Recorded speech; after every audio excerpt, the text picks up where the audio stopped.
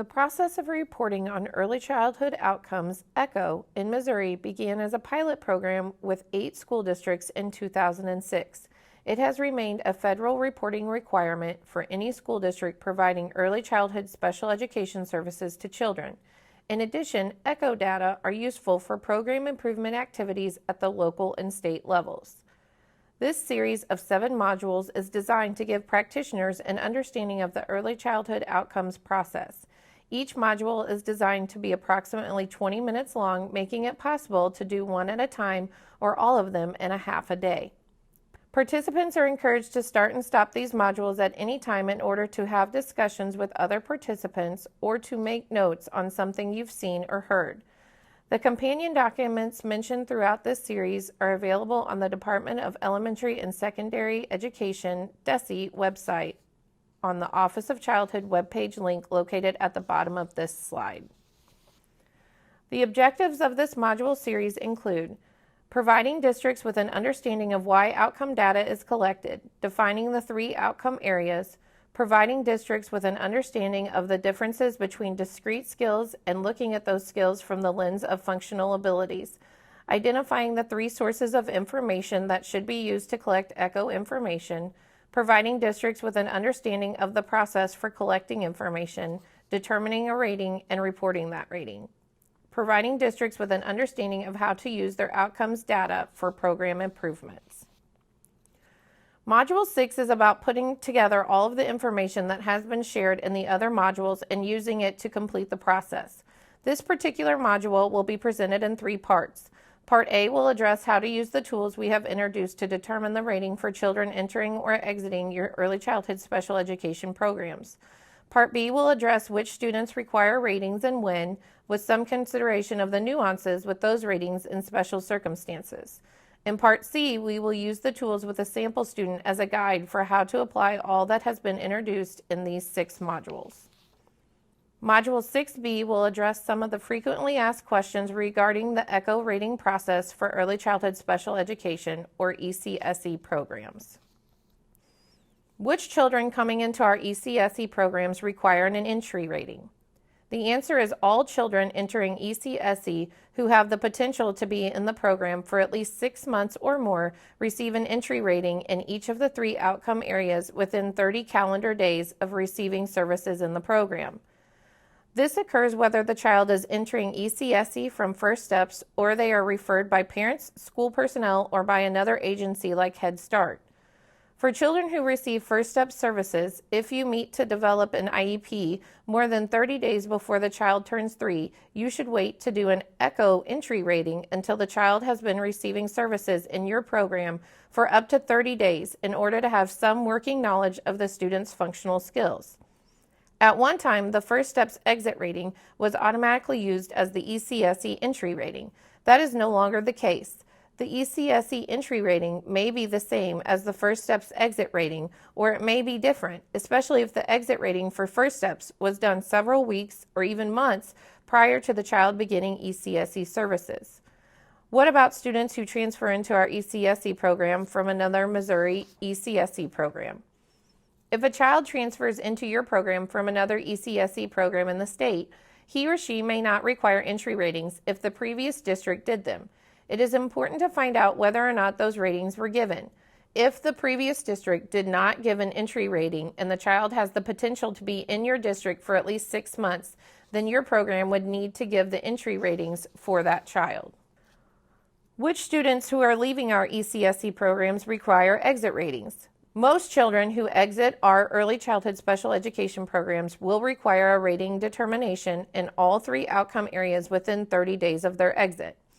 Children exiting ECSE programs because they will attend kindergarten the following school year require a ratings determination to be done within 30 days of the last day of school. Children who have been in your program for at least 6 months and leave but are not known to be continuing to receive services in another Missouri ECSE program also require exit rating determinations. In some instances, you may not have been aware the child was leaving, so the ratings will need to be done within the 30 days of their departure. Children who no longer require ECSE services and are exiting the program via termination of their IEPs also require exit rating determinations if they have received services for at least 6 months. There are a few instances in which a child will not receive an exit rating when they leave the ECSC program.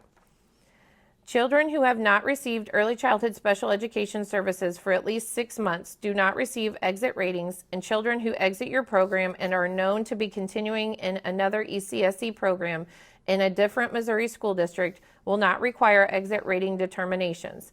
That school district should give the exit rating when the child leaves their program. Teams sometimes ask whether children need ratings in all 3 outcome areas. The answer is yes. Ratings are always provided in all 3 outcome areas for any child who receives special education services of any kind. This is true even if no one has any concerns about a child's development in an outcome area or if a child is showing delays in only 1 or 2 of the outcome areas. Ratings on all 3 outcomes are needed to provide a complete picture of the child's functioning, even if they are receiving only one service, such as speech. If the child was premature at birth, do we adjust age expectancy? One of the reasons we collect data on child outcomes is to examine the effectiveness of early intervention in early childhood special education programs.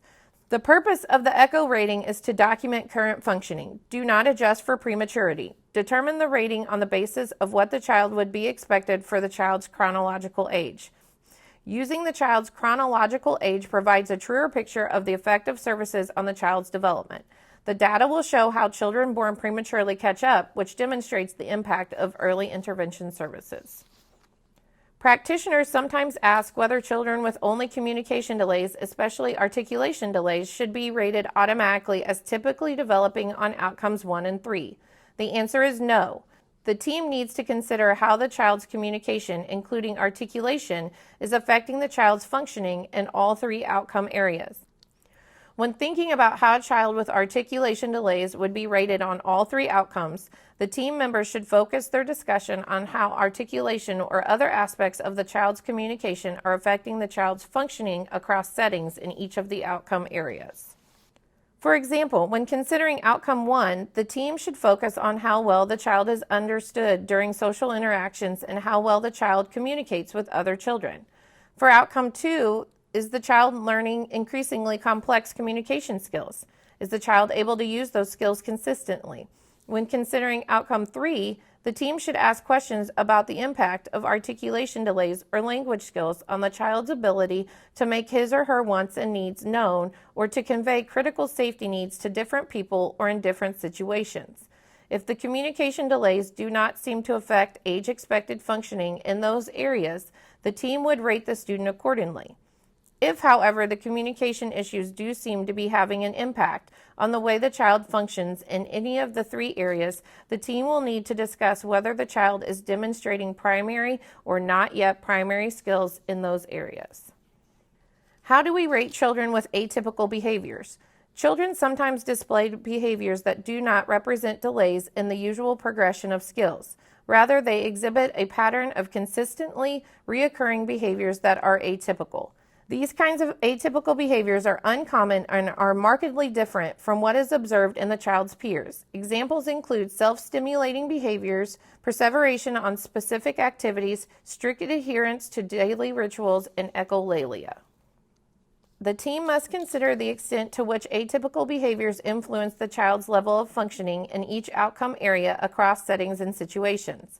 For example, if the child spends a lot of time engaged in self-stimulating behaviors, then she is not able to interact as much with people around her. If the child displays self-stimulating behaviors in response to others' action instead of reciprocating and extending interactions with those people around her, then the self-stimulation has a functional impact on her relationship with others. The team must consider the extent of this impact on age-expected functioning across settings and situations.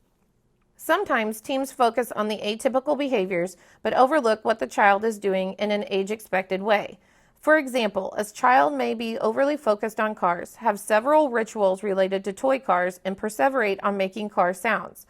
All of these may be interfering with the child's interactions with children and with the child's availability to engage in learning about new things. On the other hand, the child may also have strengths in an outcome area.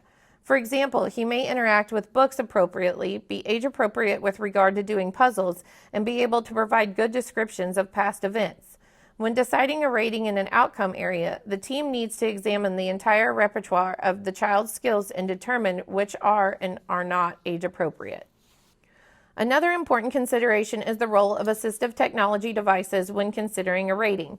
Ratings should reflect the child's functioning using whatever assistive technology devices are used in his or her everyday routines and activities. For example, teams discussing a child who wears glasses or hearing aids or who uses a walker or wheelchair should consider the child's functioning with the use of these items. In some cases, a child may have more access to assistive technology in particular settings than others. If so, then that variability in the child's use of the technology will probably mean he or she shows a mix of functioning across settings and situations.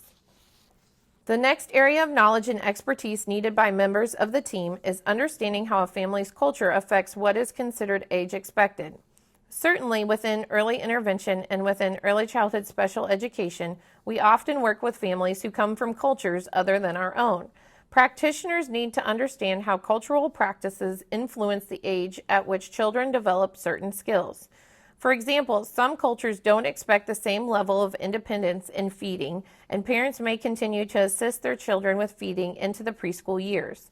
When making ratings determinations, if a child's functioning appears to be below age expectations, consider whether or not this is a reflection of the family's culture. Consider what this skill looks like in other children of that culture. In working with these families, cultural competency is important because for some of these cultural differences, there is no long-term impact on development.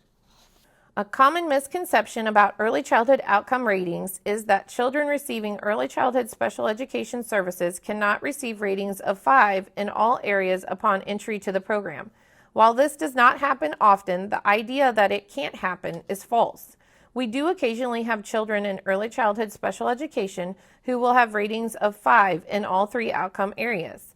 An example of this might be a child with a sensory impairment, like a vision impairment, who requires services to learn new skills but is actually showing age-expected functioning in all 3 outcome areas, even at program entry.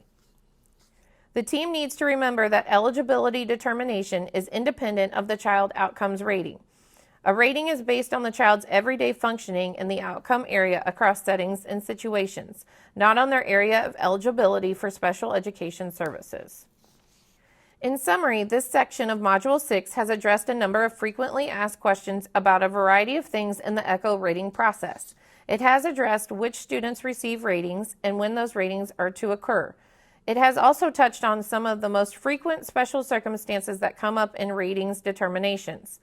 Section 6C of Module 6 will provide an example of using all of the tools outlined in 6A with a sample student. The resource listed on this slide was used in the development of this module.